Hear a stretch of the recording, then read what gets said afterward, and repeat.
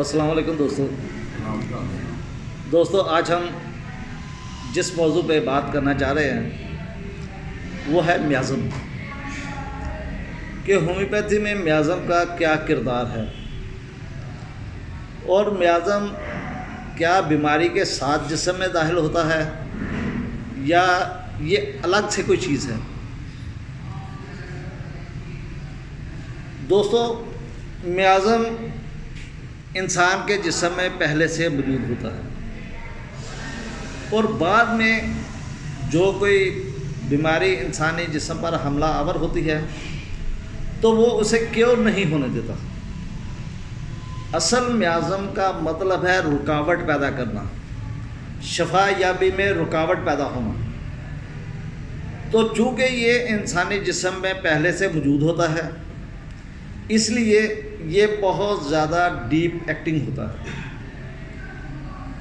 اور آپ نے ہومیوپیتھی فلسفی میں پڑھا ہوگا کہ تقریباً ہر بیماری یا اکثریت مائنڈ سے شروع ہو کر جسم کی طرف آتی ہے۔ تو اگر میازم انسانی جسم میں پہلے سے موجود ہوتا ہے تو اس کا مطلب ہے کہ ہمیں سب سے پہلے مائنڈ پہ فوکس کرنا ہوگا۔ ویسے تو اکثر ڈاکٹروں نے اپنی کتابوں میں یا اپنے لیکچر میں کچھ آسان طریقے سے میازم کو سمجھانے کی کوشش کی ہے، جیسے کہ اگر جسم میں توڑ پھوڑ ہو تو وہ سفلیٹک میازم ہے، سفلس میازم ہے۔ اگر کہیں پہ گروتھ ہو تو وہ سائیکوسس میازم ہے، اور اگر صرف فعلی تبدیلی ہو تو ہم اسے سورا میازم لیتے ہیں۔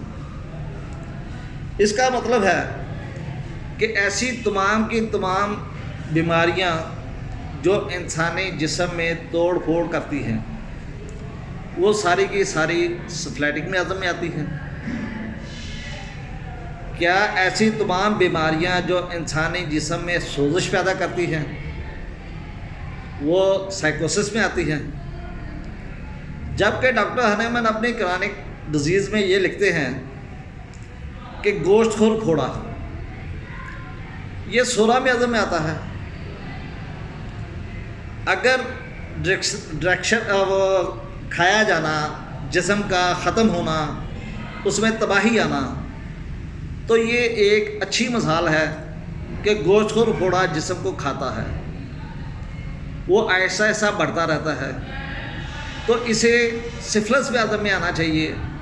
تو پھر ڈاکٹر ہنیمن نے اسے سورا میازم میں کیوں شامل کیا؟ اسی طریقے سے کینسر کے زخم ہیں جو کہ اتنی آسانی سے ٹھیک نہیں ہوتے۔ ڈاکٹر ہنیمن کہتے ہیں کہ یہ ان میں سے اکثریت زخم جو ہیں وہ سورا میازم میں آتے ہیں۔ اس کا مطلب ہے کہ جو موجودہ تھیوری ہے جو ڈاکٹروں نے صرف آسانی کے ساتھ سمجھنے کے لیے بنائی ہے وہ غلط ہے۔ ہومیوپیتھی کو اگر آپ نے سمجھنا ہے تو ہومیوپیتھی طریقے سے سمجھیں۔ ہومیوپیتھی کو آپ ایلوپیتھی یا طب کے ساتھ اگر موازنہ کر کے سمجھنے کی کوشش کریں گے تو آپ لازمی طور پہ ڈی ٹریکٹ ہو جائیں گے۔ اب شوگر ہے، شوگر کیا یہ صرف سفلس میازم میں آتی ہے؟ کیا ٹی بی جو ہے یہ صرف ٹیوبرکل میازم میں آتی ہے؟ نہیں دوستو، ہر بیماری ہر میازم میں آ سکتی ہے۔ اس کے لیے کچھ حالتیں ہوتی ہیں، کچھ کنڈیشنز ہوتی ہے جن کی وجہ سے ہم میازم کو پہچانتے ہیں۔ چونکہ میازم ایک رویے کا نام ہے، میازم ایک مائنڈ سمپٹم کا نام ہے، تو اس لیے ہم جب بھی مریض کی کیس ٹیکنگ کرتے ہیں تو مریض کا رویہ دیکھتے ہیں، اس کی دماغی کیفیت کو جاننے کی کوشش کرتے ہیں۔ کسی بھی بیماری میں اگر فرض کیا ٹائیفائڈ ہی ہے، ملیریا ہے یا جوڑوں کی درد ہے، لیکن مریض کو شدید غصہ آتا ہے اور شدید غصہ آنے کے وہ چاہتا ہے غصے کی حالت میں کہ اگلے انسان کو میں جان سے مار دوں. تو یہ چیز انڈیکیٹ کرتی ہے کہ یہ میازم جو ہے یہ سفلیٹک میازم میں جائے گا، یہ مریض سفلیٹک میازم میں جائے گا.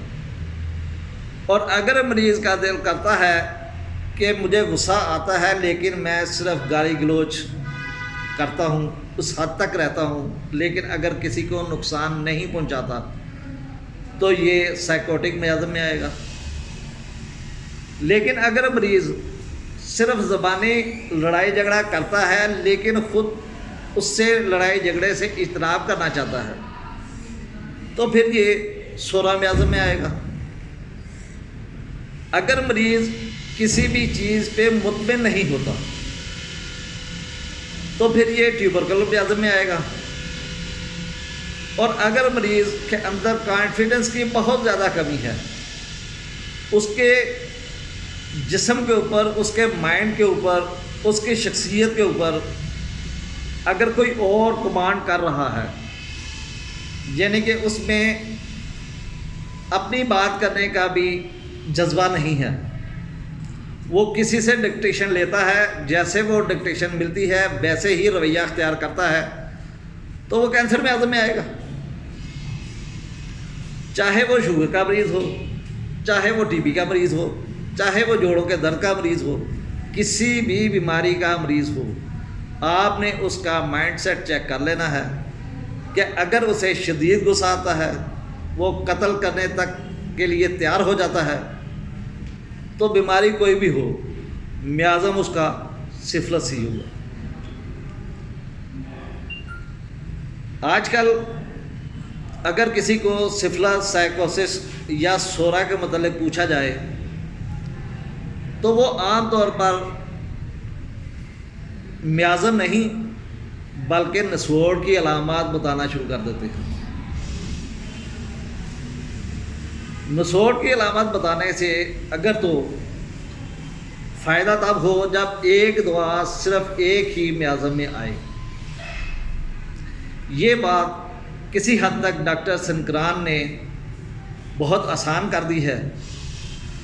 وہ کہتے ہیں کہ مریض کی ٹوٹل ہسٹری لو، اس کی مینٹل سمٹم لو، اور اس کے مطابق جو اس کا رویہ بنتا ہے، اس رویے کے مطابق آپ میازم سلیکٹ کرو. اور اس میازم میں اگر فرض کیا سلفر ہے، وہ سورا میں آتی ہے، تو وہ صرف سورا میں آئے گی، وہ نہ سائیکوسس میں آئے گی، نہ ٹیوبرکل میازم میں آئے گی، نہ وہ کینسر میازم میں آئے گی. اسی طریقے سے اس نے ہر ایک بیماری وہ دعا ہے اس کا ایک الگ میازم بتایا ہے، اور جو ایک میازم ہے وہ دوسری دعا میں نہیں پایا جاتا. اس نے 10 مختلف رویے بیان کیے ہیں، اور ان رویوں کو پہچان کر ہم 10 دعائیوں تک پہنچ جاتے ہیں. اصل میں اس کا مطلب ہے کہ میازمیٹک دعائیں صرف 10 ہیں، نہیں، اس کا مطلب یہ نہیں ہے. کہ اگر منرل دیکھتے ہیں تو منرل کی رو جو ہے پیریوڈک ٹیبل کی وہ زیادہ ہے. اس حوالے سے ہم پہلے اس رو کو نکالتے ہیں، پھر کالم کو نکالتے ہیں، پھر میازم کو نکالتے ہیں، تو پھر ایک دوائی آتی ہے.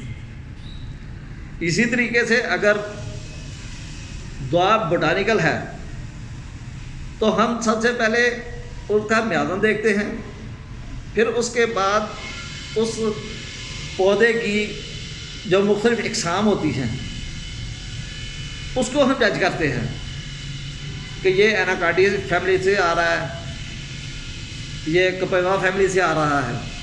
اس کی اپنی علیحدہ پہچان ہے ہر مریض کی. تو جب ہم فیملی نکال کے پھر ان ادویات کو جو آپ کے سامنے آتی ہیں ان کو ہم 10 رویوں میں تقسیم کرتے ہیں، تو ایک ہی دعا ہمارے پاس آتی ہے. یعنی کہ اس کا مطلب یہ ہوا کہ منرل میں بھی میازم 10 میازم ہوں گے اور 10 مختلف ادویات ہوں گی. لیکن جیسے جیسے رو اور کالم بدلتا جائے گا ادویات بھی تبدیل ہوتی جائیں گی، اور بوٹانیکل میں بھی یہی ہے کہ جیسے جیسے اس کی کلاس بدلتی جائے گی تو ایک ہی میازم میں دوسری دوائی آ جائے گی۔ تو دوستو یہ ایک چھوٹا سا لیکچر تھا،